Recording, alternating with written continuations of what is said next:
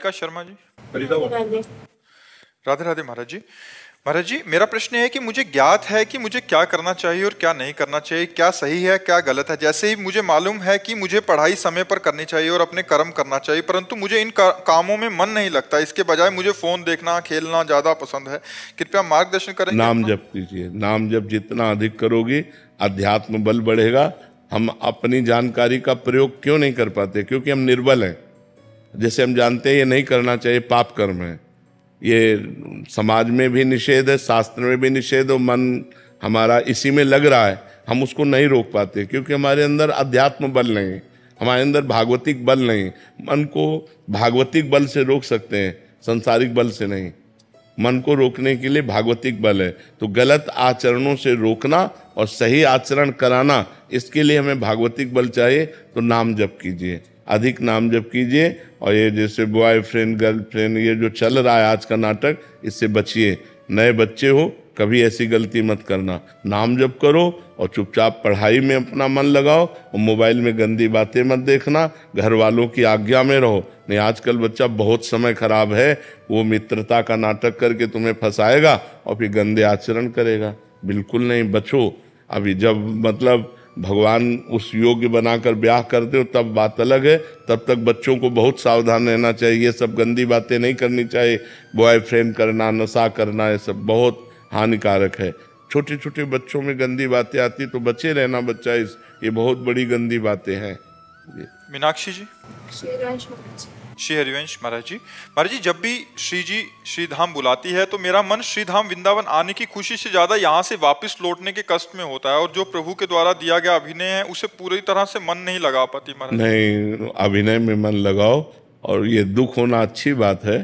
धाम छोड़ना, भगवान का नाम छोड़ना, भगवान की रूप लीला छूट जाना, इसमें तो दुख होना चाहिए। पर अपना कर्तव्य भी भगवान की पूजा है।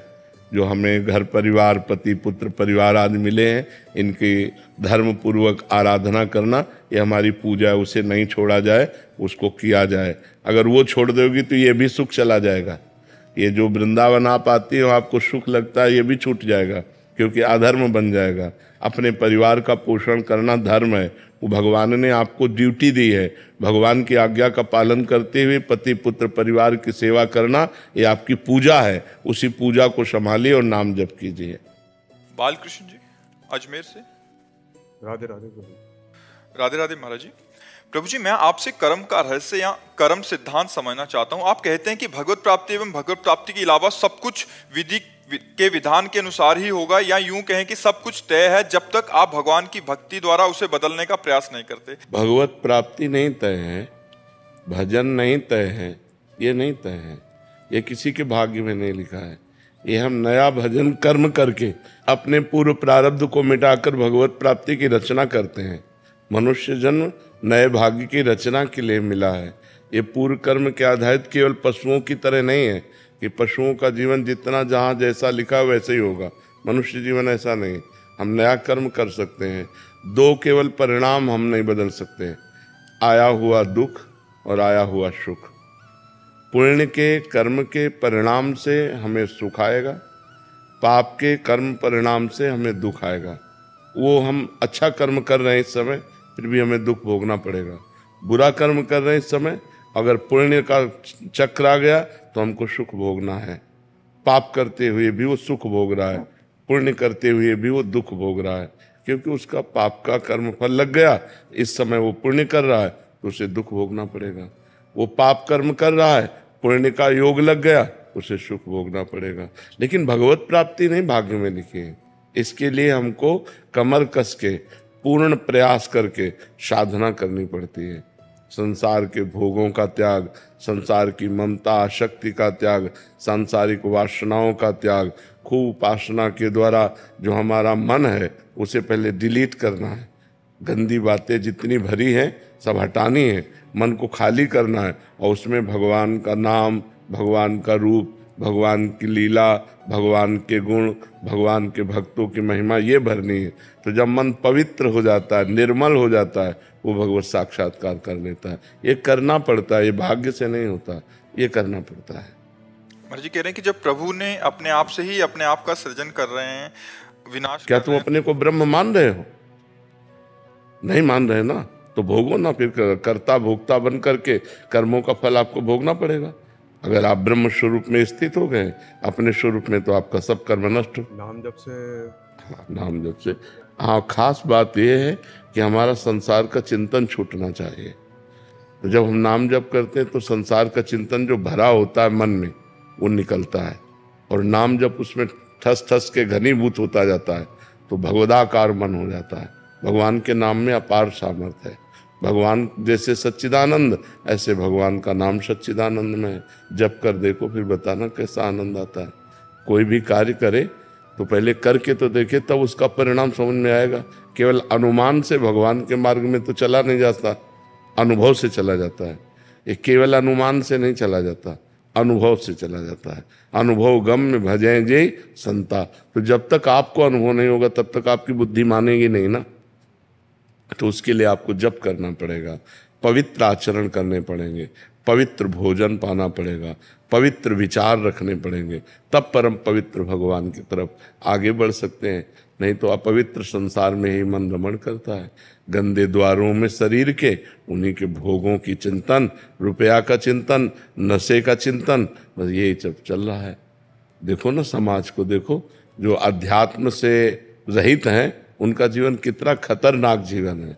तो प्रभु नाम जप से ये सब छूट जाएगा या कुछ और, मतलब भगवान से प्रार्थना करनी पड़ेगी? ये तो स्वाभाविक, हृदय में जब पवित्रता आती तो बातचीत भगवान से शुरू हो जाती है। वो कोई प्रोग्राम की तरह नहीं होता। जब हम जप करते करते फिर देखते हमारे मन में बहुत गंदगी है, तो अपने आप प्रार्थना शुरू हो जाती है, हे प्रभु, हे करुणामय, मैं कितना प्रयास करूं, मैं प्रयास करके हार रहा हूं। देखो प्रभु, फिर मन काम की तरफ जा रहा है, फिर मन गंदी वासनाओं, नाथ मुझे बल दीजिए। तो जैसे प्रार्थना है, संत समागम है, तीर्थ अवगाहन है, ये अपने आप शुरू हो जाता है। जैसे जैसे पवित्र हृदय होता है, तो जैसे अपवित्र हृदय, तो आपका मन कहेगा गंदे जगहों की तरफ घूमने का, गंदी बातों को देखने का, गंदे भोगों के भोगने का। और जब पवित्र होने लगेगा तो आएगा चलो केदारनाथ चलते। इसलिए ये प्रश्न आया मन में और ये अनुमान लगाया कि ये सब पाप और पुण्य जो है प्रभु ने ही बनाए हैं, तो हम भी, यदि हमारी किस्मत में पाप लिखा है, लिखा नहीं है, नहीं किस्मत में नहीं लिखा है। यदि हमने पाप किया है, अब नई किस्मत तुम क्या लिखना चाहते हो, तुम्हारे ऊपर छूट है। तुम नई किस्मत में एकदम एक भी पाप न लिखना चाहो तो एक भी पाप नहीं लिख सकते। पुण्य लिखना चाहो तो पुण्य ही पुण्य लिख सकते हो। फिर भगवत प्राप्ति को ही लक्ष्य बनाए तो पाप पुण्य दोनों को नष्ट करके भगवत प्राप्ति करना होगा। न पुण्य रहेगा न पाप है। नाम जप से सब हो जाएगा। नाम जप से सब हो जाए। जिनको राम कहना भी नहीं आता था, वो जब मरा शुरू किए तो ब्रह्म ऋषि हो गए कि नहीं हो गए। और दूसरा कोई साधन तो उनके पास था नहीं।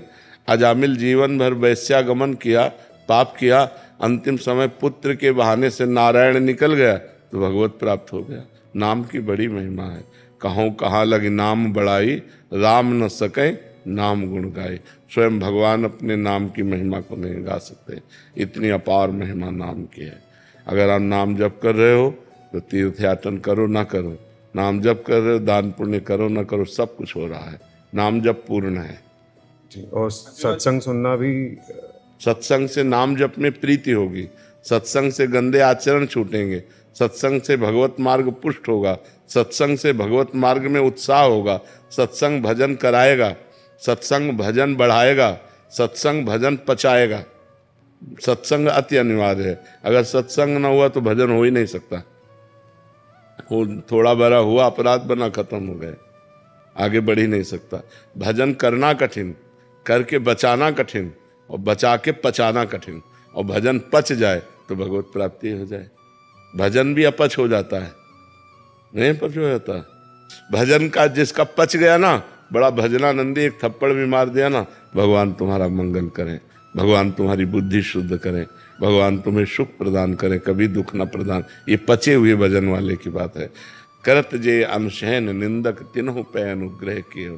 जो अपनी निंदा करें, अपना अपमान करें, जो अपने को दुख दे उनको भी सुख देने की भावना, ये पचे हुए भजन का लक्षण है कि उसका भजन पच रहा है। जैसे चावल पक जाए ना, कहीं से भी दबाव दब जाता है। ऐसे भजनानंदी जो संत हैं जिनका भजन पच गया है, बड़े दैन्य, बड़े कोमल, बड़े सरल स्वभाव के, उनमें कटुता नहीं मिलेगी, उनमें कठोरता नहीं मिलेगी। संत सरल चित जगत हित, जान स्वभाव स्नेह। उनका स्वभाव, उनका स्नेह सरल। संत ते होए न कार जाने। जब गोस्वामी जी ने संत की परिभाषा लिखना कि संत का क्या स्वरूप हो सकता है, तो बोले बड़ा कोमल संत का स्वरूप होगा। तो बोले कितना कोमल होगा? बोले मक्खन जैसा। संत हृदय नवनीत समाना। नवनीत कहते हैं मक्खन को। फिर चिंतन आया कि मक्खन में तो दोष है। मक्खन जो है निज परिताप द्रवई नवनीता, पर दुख द्रवई सुसंत पुनीता। बोले संत हृदय नवनीत समाना, कहा कविन पर कहीं न जाना। लिख तो दिया चौपाई में, संत का हृदय मक्खन के समान, पर बोले कवि ने कहना चाहा पर कह नहीं पाया सही। इसमें गलती हो गई। क्या कि निज परिताप द्रवे नवनीता, स्वयं ताप लगने पर मक्खन पिघलता है, लेकिन संत दूसरे के दुख को देखकर द्रवित हो जाते हैं। पर दुख द्रवई सुसंत पुनीता। तो संत का हृदय, भजनानंदी का हृदय, भक्त का हृदय बड़ा कोमल, सरस और बड़ा कृपाल, उदार हो जाता है। तभी तो उसे महात्मा कहते हैं। सबको आत्मा कहते हैं, उसे महात्मा कहते हैं, महान आत्मा। समझ पा रहे हो? हाँ, तो ये भगवान के नाम से हो जाएगा। भगवान के चरित्र सुनो, शास्त्र स्वाध्याय करो, सत्संग करो, अध्यात्म में चलो, तो तुम महान बन जाओगे, तुम्हारा हृदय महान हो जाएगा।